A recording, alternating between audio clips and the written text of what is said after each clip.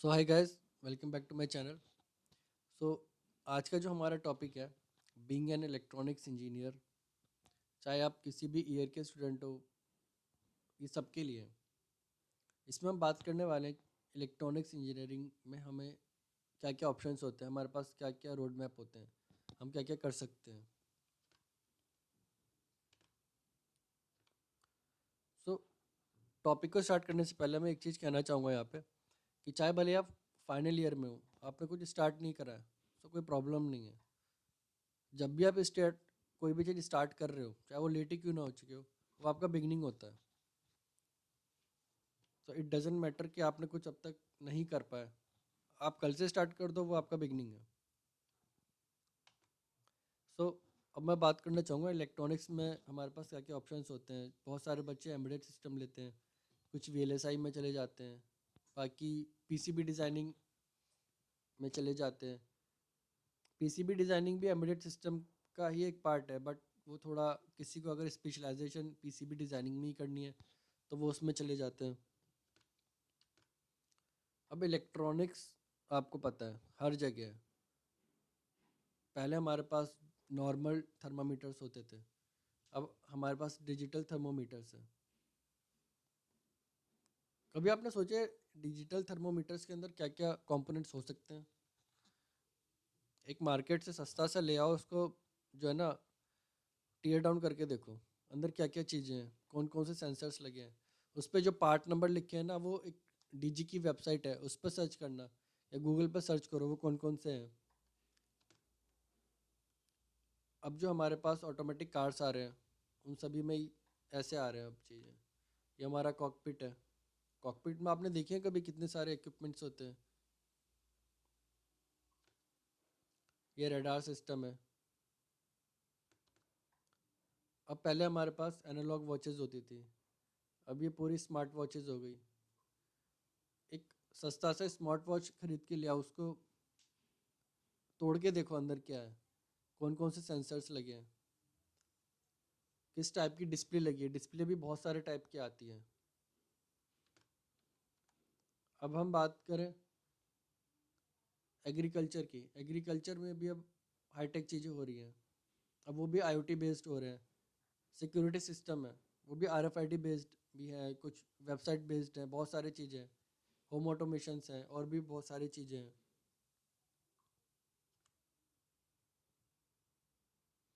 सो मेरे पास भी एक्सपीरियंस है फर्मवेयर इंजीनियरिंग का। सो उसी भी हाफ पे मैं आपको चीज़ें बताने की कोशिश कर रहा हूँ कि हमें इंजीनियरिंग के टाइम पे क्या क्या चीज़ें कर लेनी चाहिए। नहीं करिए तो भी कोई बात नहीं है, कर लो आगे। अगर आप इलेक्ट्रॉनिक्स में हो और एम्बेडेड सिस्टम में इन करना चाह रहे हो, तो आपको सबसे पहले कमांड होना चाहिए प्रोग्रामिंग लैंग्वेज की। नॉर्मली सी लैंग्वेज तो मैं कहूँगा ही कहूँगा, पाइथन भी करनी चाहिए, लेकिन पाइथन से पहले सी पे आप पहले अपनी कमांड लाओ। अगर आप पाइथन पे एकदम कमांड ला रहे हो और सी आपने छोड़ दी, तो वो इतना वर्क नहीं कर पाएगा। सी के साथ पाइथन करो। सी को फर्स्ट प्रायोरिटी हमेशा देना, अभी अभी फ़िलहाल तो। और डेली 2 क्वेश्चन या 1 क्वेश्चन तो डेली करो। एक स्टैंडर्ड बुक ले लो, लाइब्रेरी से ले लो या मार्केट से परचेज़ करो, जिसमें ज़्यादा से ज़्यादा प्रोग्रामिंग्स हों। ये डाउनलोड कर लो कहीं से फ्रीली, सोर्सेज से। और पेज वाइज डेली 2 क्वेश्चन उनके सॉल्व करो, या 2 कोड्स हैं वो सॉल्व करो उनके। वेरिएबल बेस्ड करो, एरे बेस्ड करो, स्ट्रक्चर बेस्ड करो, लेकिन करते रहो डेली। और उनके वो सारे कोड जो अपने गिट हब पे या गिट लैब पे आप जो है ना अपलोड ज़रूर करो। और जो एरर्स आ रहे हैं ना, बहुत सारे बच्चे एरर्स को देख के डर के भाग जाते हैं। एरर्स को समझो, एरर्स को क्यों आ रहे हैं। आप जितने एरर्स को सॉल्व करते जाओगे ना, उतने आप कोड्स को नॉलेज गेन करते जाओगे। चाहे बुक के रेफरेंस ले लो, फैकल्टी से पूछ लो, चाहे फ्रेंड से पूछ लो एरर्स को कैसे सॉल्व करना है, बट एरर्स को देखो और समझो। आपको कोई एआई यूज़ करना है टूल, वो भी यूज़ करो एरर सॉल्व करने के लिए, वो सारी चीज़ आपको डिफाइन कर देगा कि वो एरर क्यों आया, उसको हटाने के लिए हमें क्या करना चाहिए। वो भी एक पार्ट ऑफ एक्सपीरियंस ही आपका। अब बात मैं करना चाहूँगा सिर्फ एम्बेडेड सिस्टम को इसमें टच करूँगा, क्योंकि मैं खुद एम्बेडेड सिस्टम से रिलेटेड रहा हूँ, तो इसलिए मैं एम्बेडेड सिस्टम को टच कर रहा हूँ। और मैं एक सिंपल सी डेफिनेशन ले रहा हूँ कि कोई भी डिवाइस है उसके अंदर हार्डवेयर और सॉफ्टवेयर है, तो वो एम्बेडेड सिस्टम हम कह सकेंगे उसको।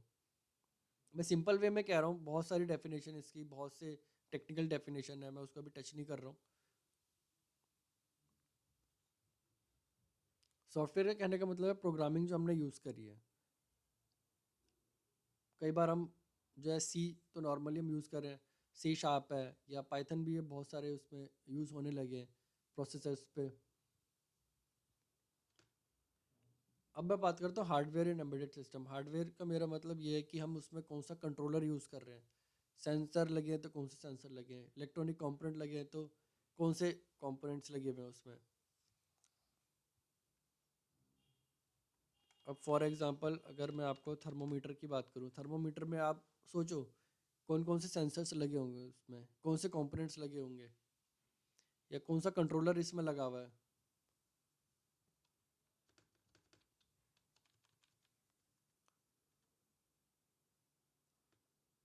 अब जो भी चीज़ें हैं उसमें हमें प्रोग्रामिंग भी करनी है। फॉर एग्जांपल हम एलईडी ऑन ऑफ का एक टास्क करते हैं, तो आपको उसमें कौन सा कंट्रोलर लेना है, एटमेगा 8 का डेवलपमेंट बोर्ड आता है वो ले लो, या STM32F401RE आता है, या आर्डिनो उनो ले लो। उसमें आप टास्क एक करो एलईडी ऑन ऑफ का, या एलसीडी डिस्प्ले कराना है, उसमें कुछ डाटा आपको प्रिंट कराना है, वो है। जो भी छोटी छोटी स्टार्टिंग के प्रोजेक्ट्स हैं आप वो पहले करो, और पहले कोशिश करो कि कोई सस्ता सा डेवलपमेंट बोर्ड लो। आर्डिनो उनो आता है या आर्डिनो नैनो आता है, या एटमेगा 8 का डेवलपमेंट बोर्ड है, STM32 का F401RE है, या और भी बहुत सारे STM32 के हैं, बहुत सारे हैं। जो सस्ता हो पहले उस पर आप कमांड लाओ अपनी। फॉर एग्जांपल जैसे मैंने कि एलईडी ऑन ऑफ है, हम ये मान के चलो कि चलो इस प्रोजेक्ट में हम आर्डिनो उनो ले रहे हैं और हम एलईडी ऑन ऑफ करा रहे हैं। तो एक टास्क हमारा ये हो गया कि हमने एलईडी ऑन ऑफ कराया। अब उसमें आपका दूसरा टास्क ये होगा कि डिले हम यूज़ करें। डिले मतलब कितने सेकंड के बाद एलईडी ऑन हो रही है, कितने सेकंड के बाद एलईडी ऑफ हो रही है। अब एक टास्क वो हो गया। दूसरा टास्क आप ये देखो कि हम स्विच यूज़ कर रहे हैं। स्विच मतलब पुश बटन से जो आती है, उसको उस मीडियम के थ्रू जो है ना एलईडी ऑन ऑफ करा रहे हैं। जब भी हम पुश कर रहे हैं उसको ऑफ हो रहा है, ऑन हो रहा है। अब टास्क 3 हो गया आपका एलईडी का, कि एक बार हमने स्विच को पुश करा ऑन के लिए तो एलईडी ऑन हो गई। दूसरी बार हमने उसको स्विच करा तो एलईडी ऑफ हो गई। वो चीज़,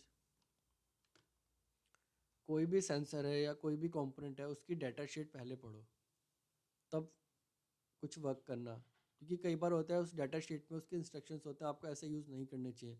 बहुत सारे लोग क्या करते हैं कि उसको यूज़ कर लेते हैं, जिसके वजह से खुद को इंजरी होने के बहुत सारे चांसेस होते हैं, या आपका कोई डिवाइस जो है ना परमानेंटली डेड भी हो सकता है, आपका सिस्टम डेड हो सकता है। तो बेटर है पहले उसकी डाटा शीट पढ़ो। एटमेगा 8 का जो माइक्रो कंट्रोलर है उसकी डाटा शीट डाउनलोड करो, वो चीज़ें पढ़ो। जब तक पढ़ोगे नहीं तो नहीं समझ में आएगी डाटा शीट में क्या क्या चीज़ लिखी हुई है वो, या फिर वो जो पर्टिकुलर कंट्रोलर है वो कैसे वर्क कर रहा है। फॉर एग्जांपल एटमेगा 8 का माइक्रो कंट्रोलर है, उस पर 28 पिन है। मैं एक रैंडमली एक फिगर ले रहा हूँ 28 पिन का। उस 28 पिन पे किस पिन पे ग्राउंड पिन है, किस पिन पर 3.3 वोल्ट है, किस पिन पर 5 वोल्ट पिन है, कौन से पिन पे आपकी कम्युनिकेशन प्रोटोकॉल से, किस टाइप की कम्युनिकेशन प्रोटोकॉल से, वो हम आगे देखने वाले हैं। वो सारी चीज़ें डाटा शीट पे लिखी होती है, तो वो आपको समझना चाहिए, पढ़ना चाहिए। और ये थ्योरेटिकल पार्ट बहुत इंपॉर्टेंट होता है डाटा शीट का। आप इंडस्ट्री में भी कभी वर्क करोगे तो पहले डाटा शीट देखनी पड़ेगी, तब आपको वर्क करना पड़ेगा। चाहे वो कंट्रोलर हो या कोई वो सेंसर हो या कोई कंपोनेंट ही क्यों ना हो, तो वो आपको चीज़ें देखनी पड़ेंगी। अब बात करते हैं कम्युनिकेशन प्रोटोकॉल्स की। किन किन तरीके के कम्युनिकेशन प्रोटोकॉल्स होते हैं। यूज़ार्ट है, यूआर्ट है, हमारे पास एसपीआई भी होता है, सीरियल फेरिफेरल, या I2C है, कैन प्रोटोकॉल है, जिगबी है, और भी बहुत सारे हमारे पास कम्युनिकेशन प्रोटोकॉल्स हैं। और सबका फंक्शन अलग अलग है। बहुत सारे जो I2C कम्युनिकेशन प्रोटोकॉल्स हैं वो अलग अलग सेंसर्स पे भी वर्क करते हैं।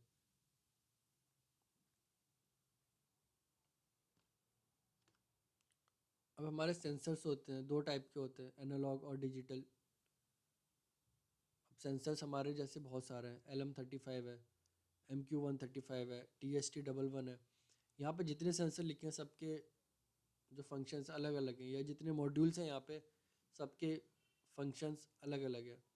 जैसे LM35 और DST11 ये टेम्परेचर के लिए होता है, AHT10 सेंसर है हमारे पास, साउंड डिटेक्शन है। ये सब के फंक्शंस अलग अलग है। कुछ एनालॉग सेंसर हैं यहाँ पे, कुछ डिजिटल सेंसर्स हैं।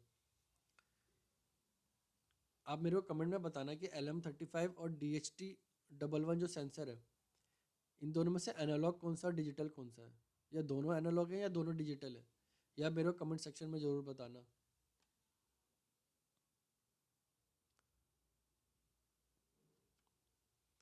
बाकी कंपोनेंट्स की हम बात करें तो जैसे रजिस्टर है हमारा,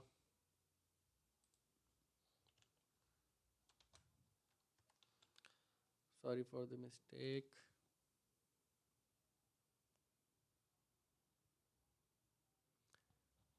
रजिस्टर्स हैं, कैपेसिटर्स हैं, डायोड है, एलईडी है या फोटो डायोड है, ट्रांजिस्टर्स है, वोल्टेज रेगुलेटर है, रिले, और भी बहुत सारे हमारे कंपोनेंट्स होते हैं। अब जैसे रजिस्टर का मैं एक छोटा सा आपको एग्जांपल दूं। फॉर एग्जांपल, जैसे मैंने पीछे कहा था हम आर्डिनो यूनो पे एलईडी ऑन ऑफ करा रहे हैं, तो मेरा आपसे क्वेश्चन ये है कि फॉर एग्जांपल अगर आप एक एलईडी ऑन ऑफ करा रहे हो, आर्डिनो यूनो के किसी भी डिजिटल पिन पे आपने कनेक्ट करा है, तो किस वैल्यू के रजिस्टर को आप यूज़ करोगे वहाँ पे। अब आपको वो देखना है कि वहाँ पे कौन से वैल्यू का हमें रजिस्टर यूज़ करना है, ताकि हमारी जो है ना एलईडी प्रॉपर ऑन ऑफ हो सके। कैपेसिटर्स हैं, सबको डेफिनेशन प्रिंसिपल पता है। अब जैसे फॉर एग्जांपल मैं अपने प्रीवियस एक प्रोजेक्ट पे वर्क कर रहा था, जिसका मैंने यूट्यूब पे भी एक ट्यूटोरियल डाला हुआ है, NRF24L01 मॉड्यूल का। वो वर्क नहीं कर रहा था, उसमें फ्लक्चुएशन बहुत ज़्यादा आ रही थी सिग्नल ट्रांसमिट करने के लिए, तब उसमें मैंने कैपेसिटर यूज़ करा था। तो सब चीज़ का फंक्शन अलग अलग होता है, बट हमें पता होना चाहिए किस चीज़ के लिए हमें कहाँ यूज़ करना है, क्यों यूज़ करना है। डेफिनेशन एक अलग चीज़ है मालूम होना, बट प्रैक्टिकली किसको कहाँ यूज़ करना है वो हमें बहुत इंपॉर्टेंट चीज़ होती है। अब एक चीज़ और मैं कहूँगा यहाँ पे कि बहुत सारे हमारे जो डेवलपमेंट बोर्ड्स होते हैं बहुत एक्सपेंसिव आते हैं। जैसे रेस्पबेरी पाई है, या आर्डिनो ऊनो के भी बहुत सारे हैं, आर्डिनो के वर्जन्स जो बहुत कॉस्टली होते हैं। या अगर आप स्टार्टिंग में कोई आप कंपोनेंट को नहीं परचेज करना चाह रहे हो डेवलपमेंट बोर्ड को, तो बहुत सारे सॉफ्टवेयर्स हैं, बहुत सारे सिमुलेटर्स हैं, वहाँ पे भी आप यूज़ कर सकते हो। प्रोग्राम आपने जो भी लिखा है जिस भी सॉफ्टवेयर को यूज़ करके, बस उस कोड को अपलोड कर दो आप उस सिमुलेटर पे, वो वर्क करने लगेगा।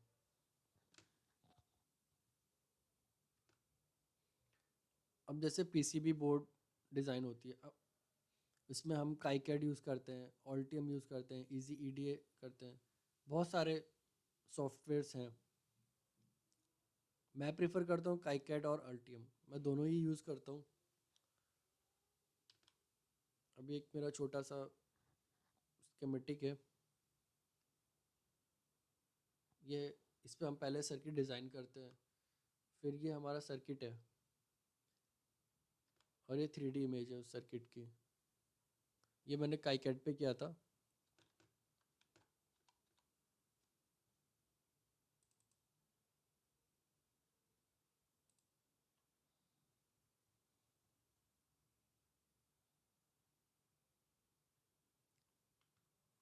तो अब आप ये देख सकते हो स्कीमेटिक पे हमने क्या क्या यूज़ करा है। ये कैपेसिटर है, ये हमारा रेगुलेटर है, यहाँ पे जो है मैंने 2 पिन टर्मिनल्स यूज़ करे हैं, ये यहाँ पे 2 रेगुलेटर्स हैं।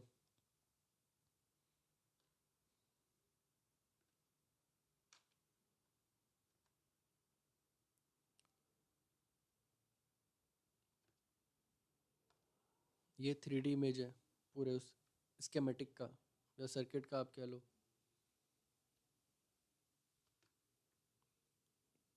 जब हम हार्डवेयर, सॉफ्टवेयर और उस पीसीबी डिज़ाइन को आपको अच्छे से स्किल हो जाएगा, तो आप बहुत सारे प्रोजेक्ट पर वर्क कर सकते हो, चाहे वो आईओटी बेस्ड हो, होम ऑटोमेशन हो, एग्रीकल्चर्स हो, ड्रोन है, रोबोट्स है, मेडिकल डिवाइसेस है, बहुत सारे हैं। इंडस्ट्रियल प्रोजेक्ट्स भी होते हैं, आप उन सब पे इजीली वर्क कर सकते हो। और एंड में ये मेरा चैनल है, इस पे मैंने बहुत सारी वीडियोस ट्यूटोरियल्स अपलोड करी हुई हैं, चाहे वो पीसीबी डिज़ाइन का गर्बर हो। गर्बर एक फ़ाइल होती है, उसको कैसे डाउनलोड करना है वो है। आर्डुइनो के ट्यूटोरियल्स हैं। एक प्रोजेक्ट मैंने पाइथन से भी यूज़ करा हुआ है। और रोबोट से रिलेटेड मैंने कुछ प्लेलिस्ट में वीडियोस डाली हुई हैं, कौन कौन से कंपोनेंट्स हमें यूज़ करने हैं। उसमें मैंने रिमोट भी बनाया हुआ है और 4 व्हील रोबोट भी है, तो अब वो सारी चीज़ें आप सीख सकते हो। और इसी चैनल पे जो है ना, इंस्टाग्राम का मेरा अकाउंट का लिंक भी है, तो आप इंस्टाग्राम पे भी आप मेरे को फॉलो कर सकते हो। एंड आपके नियर डियर जो भी, आप उसको इस वीडियो का रेफरेंस भी दे सकते हो, शेयर कर सकते हो उसको। सो प्लीज़ इस चैनल को सब्सक्राइब करना ना भूलें। Thanks. Have a great day.